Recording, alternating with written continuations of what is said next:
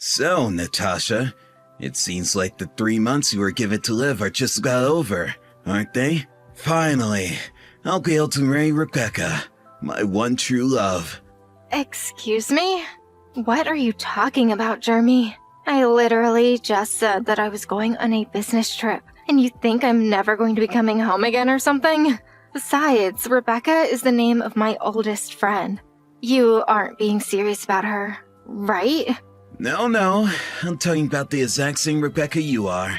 It was about a year ago, when you or I were having that housewarming party. That's when we first got to know each other and fell in love. Before long, we had exchanged numbers and were going on dates with each other all over town.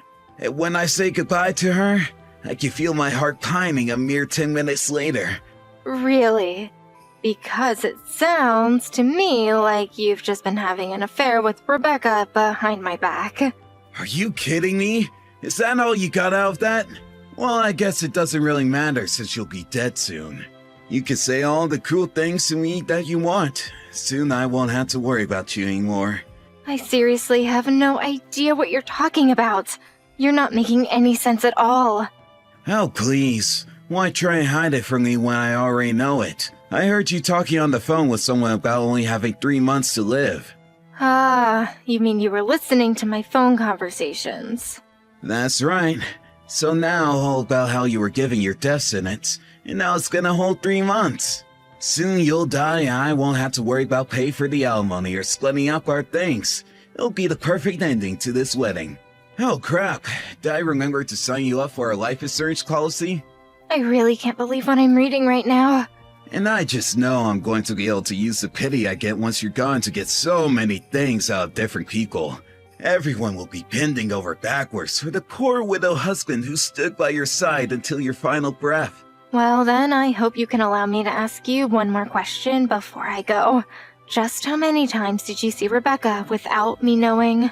Is that really the last thing you want to hear from me before you finally kick the bucket?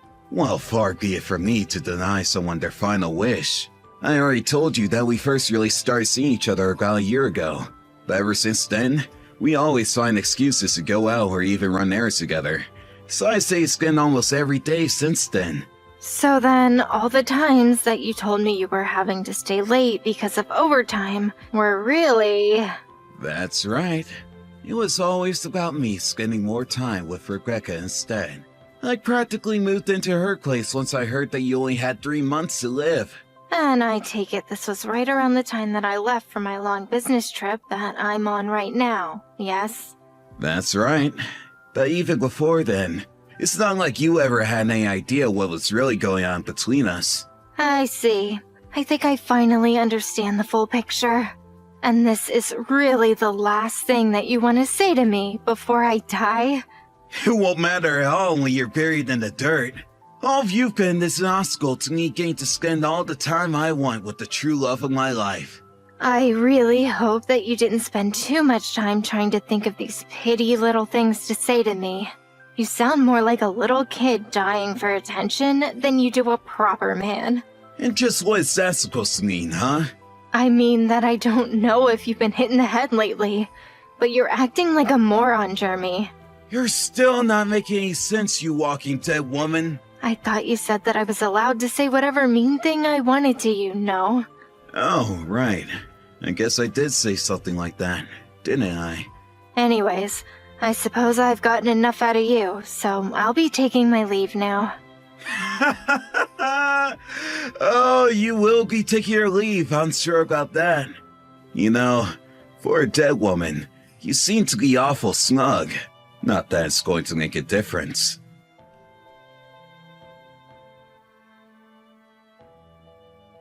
Oh, by the way, I want to ask what hospital it was that you're in.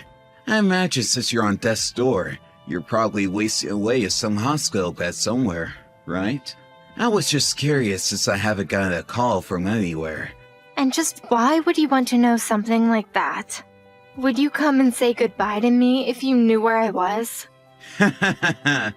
In your dreams. I just need to know so that if someone asks me, I'll have an answer for them and come off looking like a good husband. It's a little thing called thinking ahead. I guess you haven't had to do much of that lately, though. I see. So basically, you want to make sure that you have your story straight about how your wife died before you marry Rebecca. Is that right? And just why do you care about any of that anyways, huh? Well, first of all, I'm not in any hospital right now. Oh, really? You're not? So you're just lying at bed at home withering away then? Well, thanks for letting me know. I'll be sure to avoid coming home then. Are we done here? I still have some errands I need to finish. Is that supposed to be some kind of joke or something? Why would a person with mere hours to live be worried about running errands? Oh well, it's not my life. Just make sure you get the most out of your final hours on Earth. You know, more than anything, I just feel bad for Rebecca. Maybe you should be more worried about yourself, because Rebecca and I are about to take a week-long vacation together.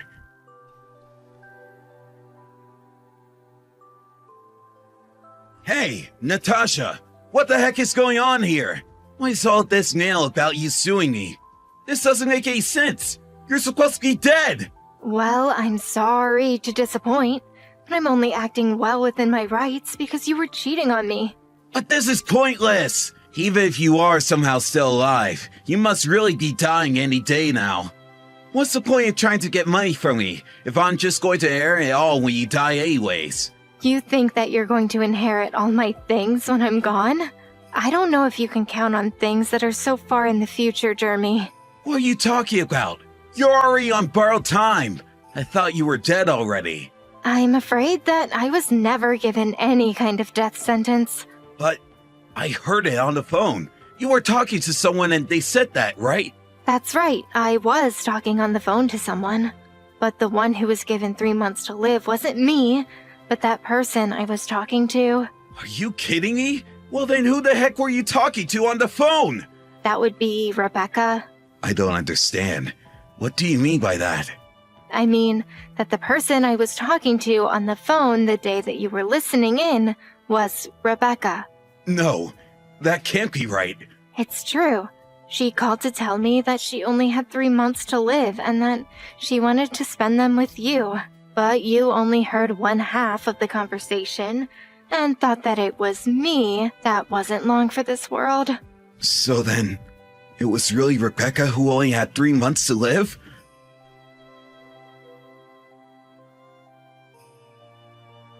Natasha, I want you to know that Rebecca and I are through. What are you talking about now, Jeremy? Look, I was really shocked when you told me that it was actually Rebecca who only had a few months to live. But then I realized that there was no point in staying with someone who was so close to death. Plus, I figure I already have a wife who's healthy and I didn't need a girl like Rebecca anymore. So anyways, we could just go back to the way things were now. I was thinking that you could cook my favorite meal to celebrate putting this all behind us. Jeremy, I'm afraid that you're making a huge mistake again. First of all, I'm still going to divorce you. And second of all, you are still going to pay me for your affair with Rebecca. What? But why would you do this to me? I don't care if you and Rebecca did break up. You still cheated on me. But it didn't mean anything. I was just fooling around a little is all. That's just the problem. You were fooling around while married. Honestly, I have no idea why you think I would want to stay with you after all of that. Even if we did stay together, it wouldn't fix anything that you did. No, hold on. This isn't how this was supposed to go. You're supposed to be happy that I chose you in the end. This is a good thing. Be happy! Let me let you in on a little secret you might not be aware of. What more could you possibly have to tell me? Do you know what Rebecca's friends call her behind her back at all? I have no idea. What do they call her?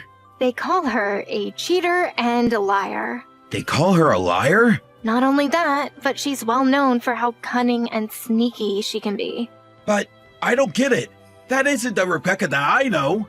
Well, that's because she is the type of person who would lie to anyone to get what she wants.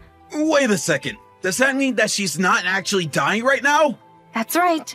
It was all a pathetic little lie to try and get me to give you up to her. Oh, come on! That's just ridiculous! I know it sounds crazy, but she's been like this ever since we were kids, actually. She would always lie about being sick or hurt or whatever else to get people to feel sorry for her and let her do whatever she wanted. So when she called telling me that she had months to live, I figured it could only be another one of these plots. I didn't really think much of it until you came to me thinking that I was the one who was dying, and then you revealed all about your affair with her. You admitted to every little detail of your affair with Rebecca, and saved me the effort of needing to find any evidence. But that means there was no reason for me to break up with Rebecca in the first place!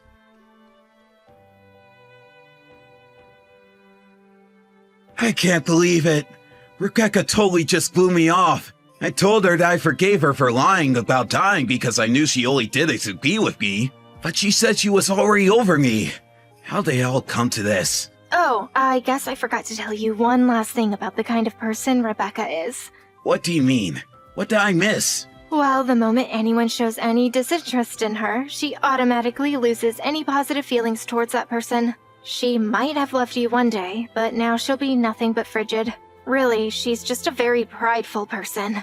I had no idea about any of that! Well, I'm afraid that you already blew up any chance you had with her when you two broke up the first time. She's probably already moved on to some other guy by now.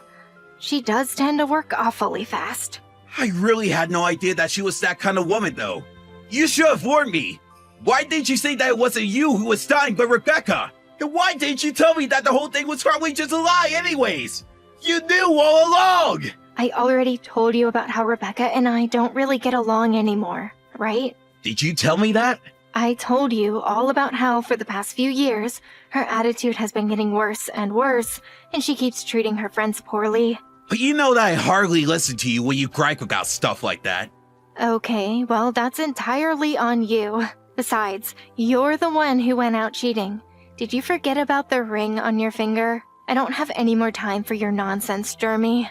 You will pay for what you've done, and that is final.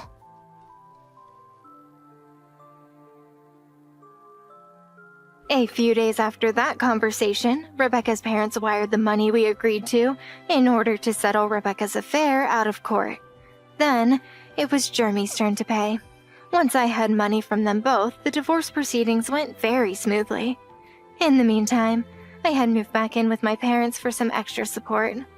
While there, Jeremy wouldn't stop texting me, begging for me to take him back. Finally, he showed up to my parents' place, and my dad flew out of the front door in a rage, screaming that he'd get off his property. After that, I heard through the grapevine that he began stalking Rebecca's new boyfriend.